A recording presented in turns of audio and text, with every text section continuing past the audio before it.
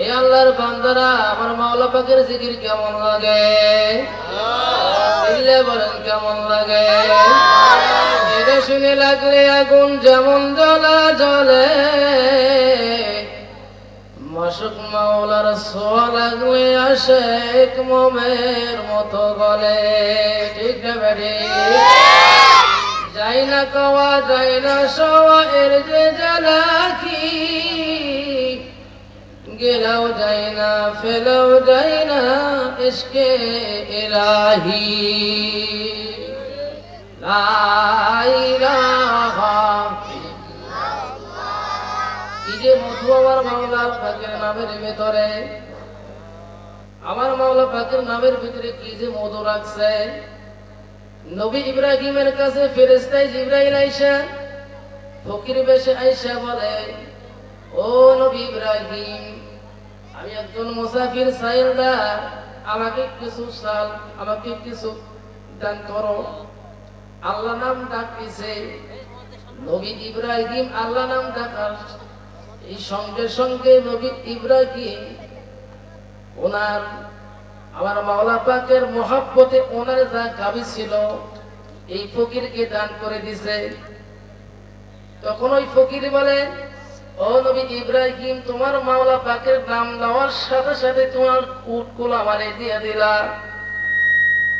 আবার যদি তোমার মালিকের নামটা লই তুমি আমারে আবার কি দান করবা? আমার মাওলা পাকের নাম যদি আর একবার লও, আমার যত গাভী আছে তোমারে দান করে দেব। ফকির তখন আমার মালিকের নাম আর একবার লয়, আবার নবী ইব্রাহিম বলে আর একবার লও। তখন আবার ওই ফকির বলে, নবী ইব্রাহিম, গাভী দিলা উট দিলা, এখন তুমি কি দিবা? তখন ওই নবী ইব্রাহিম বলে, আমার যত দুম্বা আছে তোমার আমি দান করে দিলাম, তবু আমার মালিকের নামটা লও। আশিক আর মাসুকের খেলা, ঠিক না? তখন আবার যখন আমার মালিকের নামটা লয়, আবার ফকির বলে, এখন তোমার উটও চলে গেল, তোমাও চলে গেল, গাভীও চলে গেল, এখন তোমার মালিকের নামটা যদি আর একবার লয়, তোমার তো আর কিছুই নাই, তুমি আমার আর কি দান করবা? নবী ইব্রাহিম বলে, ও ফকির, আমি উটও দিলাম, দুম্বাও দিলাম, গাভী দিলাম, আমার কাছে আর কিছু নাই আমি জানি, কিন্তু তোমার এই উট দুম্বা গাভীগুলো চড়াবার জন্য একটা রাখাল দরকার। আমার মালিকের নামটা যদি আর একবার তোমার জবান দিয়ে লও, আমি তোমার এই উট দুম্বা গাভী চড়াবার জন্য রাখাল হইয়া তোমার কাছে গোলামি করব। সুবহানাল্লাহ। এ বাবারা, আমরা দুনিয়ার সম্পদ লুটপাট করার জন্য, দুনিয়ার সম্পদ কামাইবার জন্য আমরা ফজরের নামাজ পড়তে চাই না। আমরা ফজরের নামাজ ঠান্ডা পানির ভয়ে আমরা ফজরের নামাজ কামাই করে ফেলাই, কিন্তু 500-1000 টাকার জন্য বাবারা ওই শীতের দিনে আজকে ধান খেতের সময় ধান কাটবার জন্য অনেক আমার গরিব বাবারা ফজরের আগে কিন্তু হুকুমালি গিয়া জোর হয়, ঠিক না বাড়ি? আবার এই 500-1000 টাকার জন্য ওই ফজরে নামাজ কামাই দিয়ে বাবা হুকুমালি ঠিকই দাঁড়াইলা। এই 500-1000 টাকা কিন্তু সারা জীবন কামাই হয় না, এই 500-1000 টাকা কিন্তু তোমার সারা বছর হয় না বাবা। সীমিত সময়ের জন্য কামাই করবার জন্য শীতের কনকনের ভিতরে তুমি আরামের কমকে খারাপ করে দিয়ে ফজরের আগে গিয়ে হুকুমালি পৌঁছাও। এ বাবারা, তুমি কি জানো তোমার আমার মাওলা পাক গরিব বানায়া পাঠাইছেন? তুমি যদি আমার মালিকের হুকুমকে মানিয়া, আমার মালিকের হুকুম আসসালাতু খায়রুম মিনান নাওম, তোমার মালিক তো তোমারে হুকুমালি যাওয়ার জন্য, নামাজ কাজে করে হুকুমালি যাওয়ার জন্য আমার মালিক তো তোমারে সৃষ্টি করেন নাই। আমার মালিক তো আশা ছিল আমার বান্দা, আমার বান্দি, গরিব বান্দা বান্দি, তাতে এমনি রিজিকের অভাব, রিজিক দরকার, অর্থের দরকার আছে কি নাই? এই বাবারা অর্থ দেওয়ার মালিককে, সম্পদ দেওয়ার মালিককে, এই হায়াত দেওয়ার মালিককে, সুস্থতা দেওয়ার মালিককে, চিল্লা বলুন কে? আরে জোরে বলেন, চিল্লা বলেন কে? বাবারে ফজরের আজান দেওয়া মাত্র আপনার তো উচিত ছিল ঠান্ডা পানি দিয়ে ওযু কইরা মালিকের হুকুম মানিয়া ফজরের নামাজটা আপনি জামাতের সাথে আদায় করবার পর মালিকের দরবারে দুখানা হাত উঠাইয়া বলবেন, মালিক রে, একটা পাখি যদি তার বাসার থেকে শূন্য পেটে খালি পেটে যদি তোমার জমিনের ভিতরে উড়াল দেয়, তুমি তারে না খাওয়াইয়া বাসায় ফেরাও না। আর আমি মানুষ, আমার জন্য তুমি আসমান বানাইছো, জমিন বানাইছো, আমার জন্য খাল বিল চন্দ্র সূর্য গ্রহ নক্ষত্র সবকিছু তুমি সৃষ্টি করেছো। মালিক তুমি কি আমারে না খাওয়াইয়া রাখবা? কি রাখবে? আমার মালিক আপনি আমারে কোনোদিন না খাওয়াইয়া রাখবেন না। কারণ বান্দার ওসিলায় মাকলুক পায়, বান্দা কেন অনাহারে থাকবে? ঠিক না বাড়ি? এই গরিব বান্দা বান্দি যদি ফজরের নামাজটা আদায় করবার পর মালিকের দরবারে হাত উঠাইয়া কান্দার বাড়ি, মালিক গো, আমারে তুমি গরিব বানাইয়া সৃষ্টি করছো, তোমার হুকুম আমি আদায় করলাম, আমার জিন্দেগীর কামাইয়ের ভিতরে বরকত দাও। আমার গরিব বাবারা, আমার মা বোনেরা, আপনার মালিকের ইবাদত হইয়া গেল, মালিকের অন্তর ঠান্ডা হইয়া গেল, রাজি হইয়া গেল, এবং উত্তম রিজিকের মালিক আপনার আমার মালিক করে দিবেন কি দিবেন না? এ দিবে কি দিবে না? এই একদিন দুই দিনের জন্য না রে বাবা। আপনি যদি আমার মালিকের হুকুমটা মানিয়া মালিককে যদি রাজি খুশি করতে পারেন, আমার মালিক আপনার পুর আমার পুর খুশি হইবেই তো হবে, জিন্দেগীর গুনাহ মাফ করবে, করবে, উত্তম রিজিকের ব্যবস্থা করে দেবেন। শুধু তাই নয়, আমার মালিক আপনার আমার ধনী থেকে 500 বছর আগে জান্নাতের ফয়সালা করে দিবেন। সুবহানাল্লাহ। আরো চিল্লা বলেন সুবহানাল্লাহ। কিন্তু আমার মালিক তো জবান ধনীরও দান করছেন, আমার মালিক তো গরিবরেও জবান দান করছেন, আমার মালিক তো চক্ষু, জিহ্বা, কান, নাক, হাত পা সব অঙ্গ প্রত্যঙ্গ উপভোগ গরিবকেও যা দান করছেন, ধনীকেও তা দান করছেন। কেন 500 বছর আগে যাবেন কেন? শুকরিয়া আদায় করবার জন্য। ঠিক না বাড়ি? তুমি গরিব আছো, ওই জায়গা থেকে আমার মালিককে বলো না। এ আমার বাবারা, আমার বাবারা, অনেক বাবারা আছো গরিব হওয়ার পর মালিকের না শুকরিয়া আদায় করো। আমার মালিকের কেন হুকুম মানব? আমার মালিককে আমি কেন মানব? কারণ আমার তো মালিক ঠেকাই দিছে, আমার মালিক তোমার গরিব বানাইছে, কাজ না করলে আমার ভাত হয় না। বাবারে, ধোকার সাগরে আছো, ধোকার দুনিয়ার ভিতরে আছো। আমার মালিক তোমারে আমারে যে অবস্থায় রাখছেন, গরিব অবস্থায় রাখছেন, কিছু দেয় নাই, হায়াত তো দান করছেন। ঠিক না বাড়ি? এ বাবারা, হায়াত তো দান করছেন। তুমি যদি জীবিত থাকো তোমার কামাই থাকবে। আমার পদ্মার আমার মা বোনেরা যারা আছেন মন করে শোনেন। এ বাবারা, অনেক স্ত্রী আছে কিন্তু বলে আমি স্বামীর থেকে কিছু চাই না। গরিব স্বামী দিন মজুরি কাজ করে খায়, যা পাই তাই লইয়া আসে আমার মন সন্তুষ্ট করবার জন্য। অনেক সময় স্বামী বলে স্ত্রী, আমরা তো গরিব মানুষ, তুমি আমার থেকে কি চাও?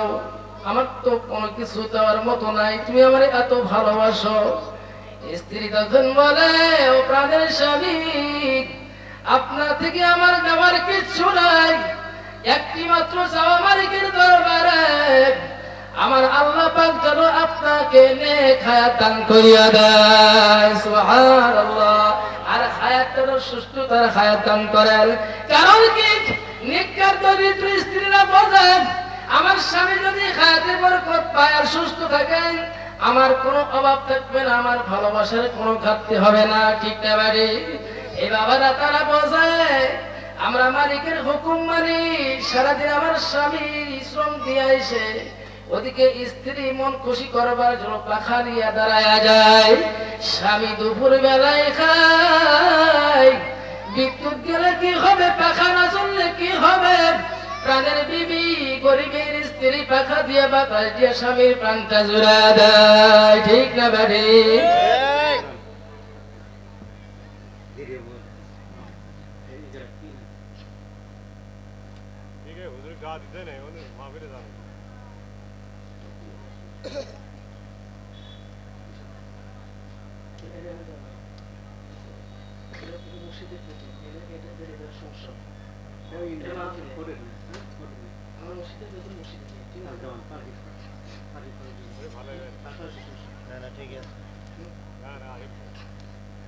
যেটা আমার হক মুর্শিদের ভেতর তো না হতো।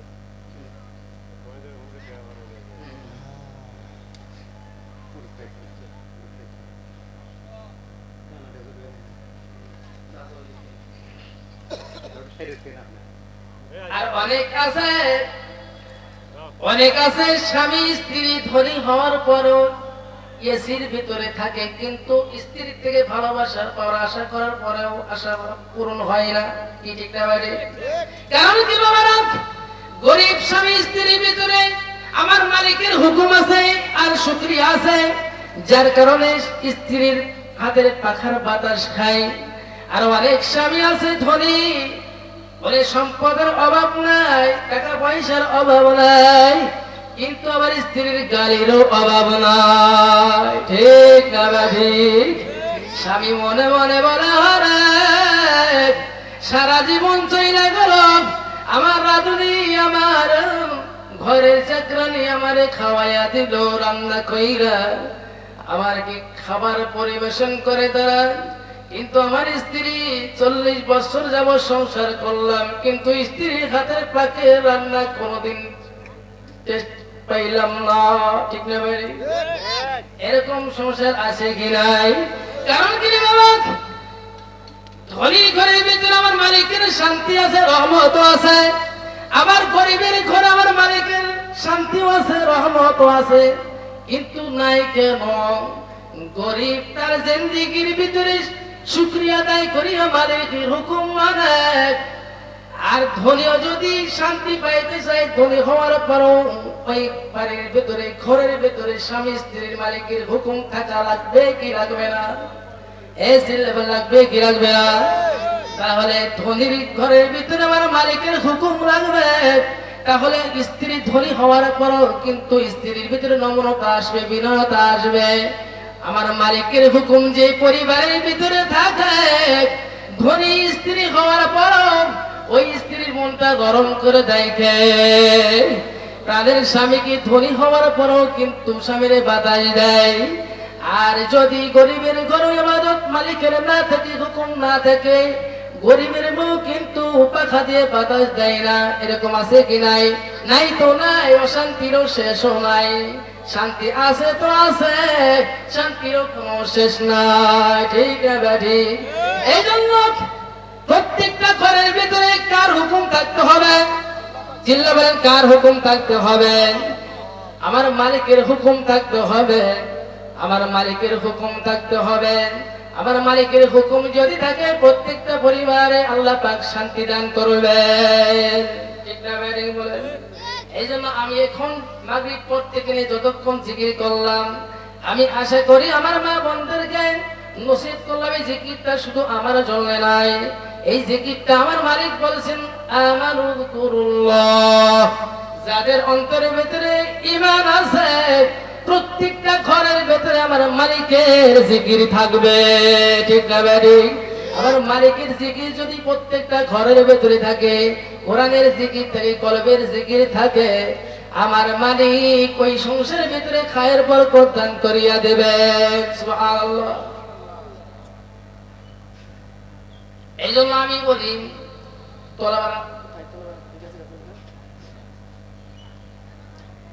সকলে তোরে শুকর, আল্লাহুম্মা সাল্লি আলা সাইয়্যিদিনা ওয়া নাবিয়িনা ওয়া শাফিঈনা ওয়া হাবিবিনা মাওলানা মুহাম্মদ সাল্লাল্লাহু তাআলা আলাইহি ওয়া আলা আলিহি ওয়া আসহাবিহি ওয়া বারাকা ওয়া সাল্লাম। দোয়া হবে এখন।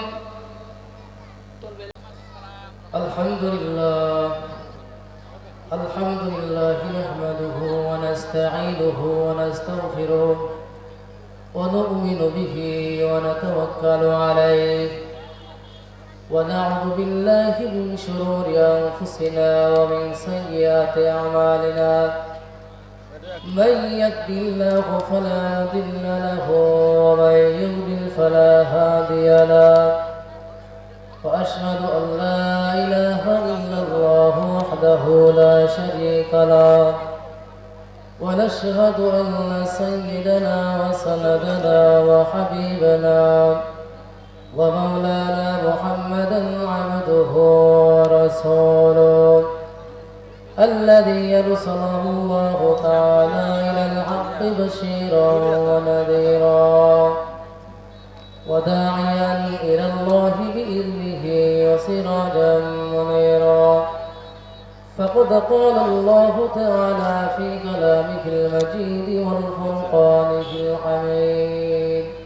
شوائع شدبر أعوذ بالله من الشيطان الرجيم. بسم الله الرحمن الرحيم. ألف لام را. كتاب أنزلناه إليك لتخرج الناس من الظلمات إلى النور. صدق الله مولانا العظيم. وقال رسول الله صلى الله عليه وسلم خيركم من تعلم القرآن وعلمه أو كما قال النبي عليه الصلاة والسلام. شهيد الشبري اللهم صل على سيدنا ونبينا وشفيعنا وحبيبنا مولانا محمد صلى الله تعالى عليه وعلى آله وأصحابه وبارك وسلم. الحمد لله. অধ্যকার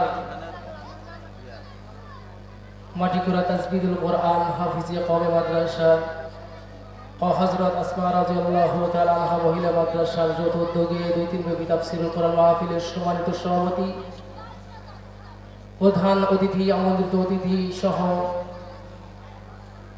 দাওয়াতি মেহমান হযরত ওলামায়ে হযরতগণ, পদ্মার আড়ালে আমার মা বোনেরা, সমবেষ্ট আমার জিনপু ইসলাম প্রিয় আমার মুরব্বী বাবারা, ভাইরা, সবাইকে আমার অন্তরস্থ আন্তরিক ধন্যবাদ জানাই। ওই আল্লাহ পাকের দরবারে শুকরিয়া আদায় করছি, যিনি আমাদেরকে কনকনে শীতের ভিতরে আরামের ঘুমকে হারাম করে দিয়ে জালিসুর রহমান জান্নাতে আসা বসার মতো কোরআন হাদিস থেকে কিছু শুনবার জন্য, আমল করবার জন্য যে মহান আল্লাহ রাব্বুল ইজ্জাত আমাদেরকে সুযোগ করে দিলেন, সেই মহামালিকের উপর আমরা একবার শুকরিয়া দিই আলহামদুলিল্লাহ। আরো জোরে বলি আলহামদুলিল্লাহ। লক্ষ্য করি দরুদ ও সালাম সেই মহামানবের, জিনার সুপারিশ বিনে কোনো মুসলমান ওই জান্নাতের যাইতে পারবে না।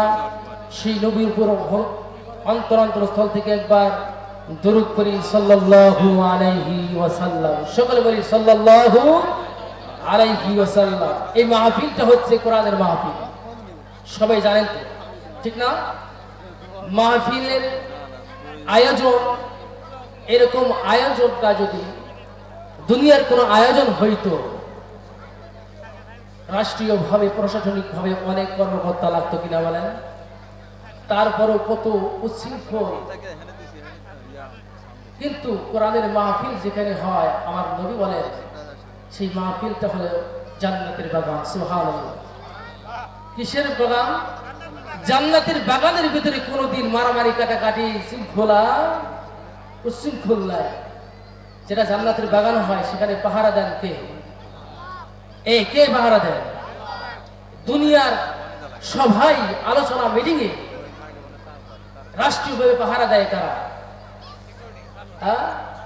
কর্মকর্তা, সেনা কর্মকর্তা, পুলিশরা, ঠিক না বলেন? আর আমার আল্লাহ পাকের কোরআনের মাহফিলে পাহারা দুনিয়ার কোনো মানুষ নয়, রাষ্ট্রীয় কোনো কর্মকর্তা নয়, আল্লাহর কোরআনের মাহফিলে পাহারা দেন আল্লাহর অগণিত কোটি কোটি ফেরেশতারা, সুবহানাল্লাহ। আমাদের চতুর্দিকে আল্লাহ পাকের অগণিত কোটি কোটি ফেরেশতাদেরকে যে আল্লাহ পাক নিরাপত্তার ব্যবস্থা করে দিয়েছে, সুবহানাল্লাহ, পাহারা দিচ্ছে। আমরা জান্নাতের বাগানের ভিতরে বসে আছি, আমাদের ভালো লাগছে না খারাপ লাগছে? এই সময় ছিল ভালো লাগছে না খারাপ লাগছে? কারণ দুনিয়ার কোনো কিতাব দিয়ে আলোচনা করা হয় না। দুনিয়ার কিতাবের ভিতরে মানুষের তন্ত্র মন্ত্র দিয়ে সাজানো, যার কোনো সমাধান। আর কোরআনুল কারীমের এমন একটা গ্রন্থ কিতাব, যে কিতাবের ভিতরে আমার আল্লাহ পাক প্রথমেই বলেছে লা রাইবা ফি, লা রাইবা ফি। এই কোরআনের ভিতরে কোনো ভুল নাই, সন্দেহের কোনো অবকাশ নাই। এই কোরআনুল কারীমকে যে বিনা শর্তে বিনা দলিলে মেনে নেবে, আল্লাহ পাক ওয়াদা দিয়েছেন তার জন্য 10 দিনের সহ জান্নাত আল্লাহ পাক দান করবেন, সুবহানাল্লাহ। এই কোরআনুল কারীমকে যে ধারণ করবে বুকের ভিতরে, এই কোরআনুল কারীমকে যে ধারণ করবে বুকের ভিতরে, তার দুনিয়া আখিরাতের শান্তি দেওয়ার মালিককে, জিম্মাদারকে। এই কোরআনুল কারীম তামাম কুল কায়নাতের জন্য কোরআন। আমার রাজত্ব, আমার আল্লাহ পাকের রাজত্ব যতদূর পর্যন্ত কোরআনের হুকুম ততক্ষণ, ঠিক না ভাই? আমার কোরআনের, আমার আল্লাহ পাকের কোরআনের আইন দিয়ে আসমান চলে, জমিন চলে, কোরআনের আইন দিয়ে, কোরআনের শাসন দিয়ে পাহাড় পর্বত মরুভূমি খাল বিল সবাই চলে। কিন্তু যাদের উপর কোরআনুল কারীম নাযিল হয়েছে তারাই কেবল কোরআন থেকে দূরে, ঠিক না ভাই? চিল্লা বলেন ঠিক না ভাই? এই কোরআনুল কারীমকে পাহাড়কে দিতে চেয়েছিলেন আমার আল্লাহ, পাহাড় দিতে চাই না। কারণ পাহাড়, সৌদি আরবের পাহাড় আবার দুবাই যেতে পারবে না, দুবাইয়ের পাহাড় আবার কুয়েতে যেতে পারবে না, কুয়েতের পাহাড় আবার বাংলাদেশে আসতে পারবে না। তার হাঁটার কোনো ব্যবস্থা নাই। যে দেশের পাহাড় আল্লাহ সৃষ্টি করেছেন সেই দেশেই থাকবে, ঠিক না ভাই? সেখানেই থাকবে। এই ভার বহন করতে পারবেন না। আল্লাহ পাকের কাছে বলেছেন আমরা আর ভার বহন করতে পারবো না। মানুষ গ্রহণ করেছে, মানব জাতির জন্য আমার আল্লাহ পাক একটা গাইড প্রদান করলেন, কি? আর রহমান আল্লামাল কুরআন খলাকাল ইনসান। সবাই বলেন সুবহানাল্লাহ। মানুষ সৃষ্টি করলেন আমার আল্লাহ তাআলা।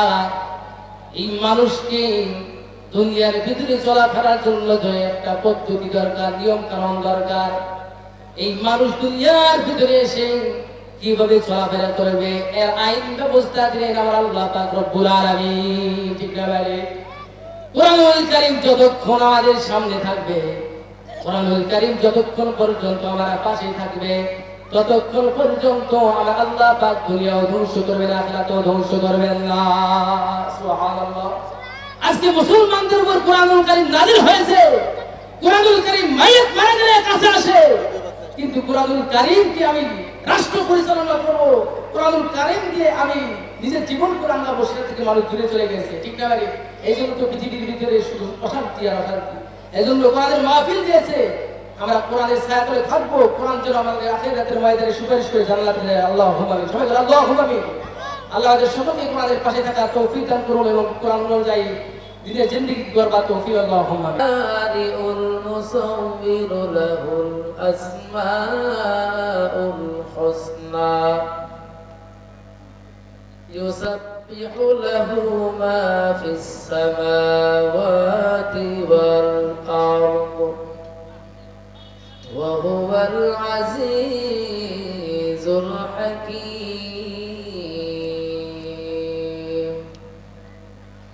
সাদাকাল্লাহু মাওলানাল আযীম। বিসমিল্লাহির রাহমানির রাহিম। ইয়া আইয়ুহাল্লাযীনা আমানু যকুরুল্লাহা যিকরান কাসীরা। قل بذاكر موسى أو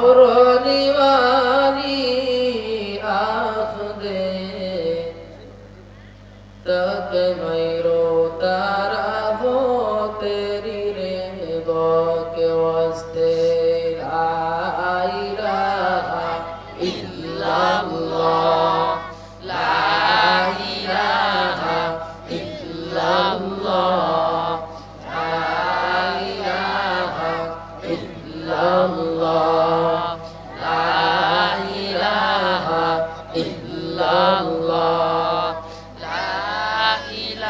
इलाहा इल्लल्लाह ला इलाहा इल्लल्लाह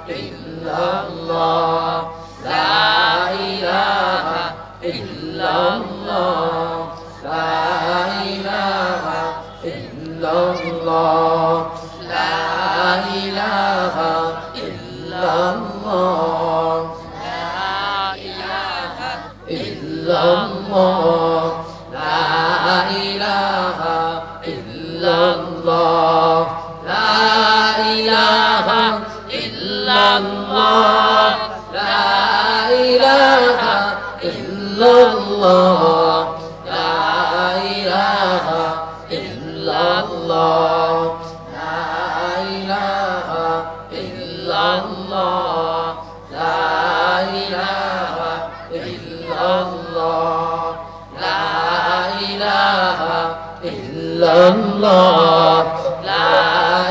ilaha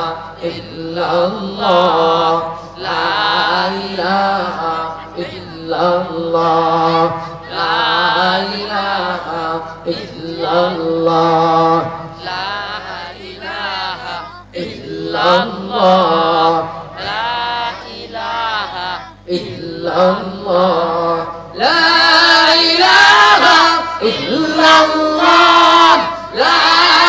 ilaha illallah la ilaha illallah